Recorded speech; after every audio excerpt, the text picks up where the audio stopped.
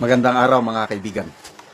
Bigyan natin ng reaksyon, opinion itong post ng Bilyonaryo News Channel. Interview ng isang anchor nila sa bagong panalong anak ni Congressman Acop, si Doc. Ito, Bong Acop at ang pangalan nito. So, anong maasahan na sa kamera sa'yo dahil yung ama mo kilalang anti-Duterte? Anong maasahan? Anong mangyari sa impeachment? Nako! I don't know, high blood ba? Sinasabi pa naman niya na we respect the Dutertes. My father extended respect and courtesy to the former president.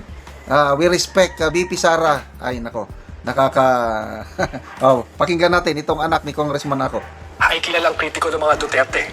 Ano po yung aasahan ng publiko sa inyong pagtungtong sa Kamara? I think that was a misunderstood concept. If you look at the hearings, while my dad was a member of the Quadcom, he was one of the representatives who actually extended respect to the former president. Respect. You can look at the records because we were pointing that out when I was helping him out during those hearings. And even with the Vice President, ganun kami pinalaki. You treat them with respect no matter what. And then nobody's guilty until proven otherwise, di ba? So, i-expect po namin sa inyo kapag umupo kayo sa Kamara at makikilaho kayo sa mga usapan, lalo na sa impeachment ni VP Sara, how can we expect you to act on it? Napag-isipan nyo na ba kung ano yung gagawin nyo at pag hinarap nyo ito? It's based on the evidence po. I mean, it's based on the evidence that will be presented po. Mahirap pangunahan po yan dahil hanggat hindi pa natin nakita ebidensya, mahirap magsalita ng tapos. Ang inyo pong ama ay kilalang Ulitin natin, ha? Duterte. Ano po yung aasahan ng publiko sa inyong pagtungtong sa Kamara?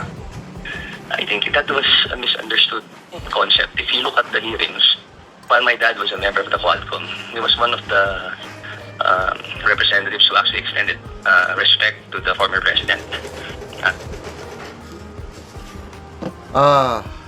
Nanood ako sa mga hearing ng Quadcom. Itong si late Congressman Acop, hindi ko nakita na nagpakita siya ng respeto sa dating presidente. Sa totoo lang. Siya pa nga ang nung parang meron na silang partial report. Kaya maraming galit na DDS dito kay late Congressman Acop. Dahil siya yung nag-report sa publiko na, okay, ito na yung findings namin, nakita namin na yung nakarang administrasyon, ang dating Pangulo ang utak sa lahat ng mga sindikato. Ganon. Ano yan? Respect yun. Kabaliktaran. Yung katotohanan. Yung sabi niya na utak ng sindikato ang dating Tatay Digong. Masakit yun para sa mga taong nagmamahal kay dating Pangulong Duterte. Nagmamahal kay dating Pangulo. Tama pala. Akala ko masakit yun. Akusahan mo ng utak ng lahat ng sindikato. Yun ba ang pagrespeto sa dating Pangulo? Nasaan yung ebidensya? Mas mabuti pa sana yung mga findings ng Quadcom na yun na I think Vice Chairman ba itong si Acop? Yung late Acop, hindi itong Acop na ito. Mabuti sana tinuloy nila, kinasuhan nila si Tatay Digong natin at dito ngayon nakakulong kung talagang may kaso. Wala eh. Dahil wala silang ebidensya dito, kaya kinidnap nilang ating Tatay Digong, dinala, rendition. Kinidnap nila, kaya nandun, naghihirap ang ating Tatay Digong sa The Hague, ICC. Ano itong sinasabi ng anak niyang congressman na nirespeto daw ng ama niya si Tatay Digong? I beg to disagree. Walang pagrespeto, panggigipit. Bakit nung namatay ang late Congressman ako? Bakit na imbes na makisimpatya ang tao? Ugali nating Pilipino yun. Pag may pumanaw na, makisimpatya ka, condolence. Kakaiba ang reaksyon ng taong bayan sa pagkamatay ng late ako. Kahit pamilya, daman-daman nila yung galit ng taong bayan dahil na natuwa. Karamihang taong bayan natuwa nung may nangyari sa kanilang ama.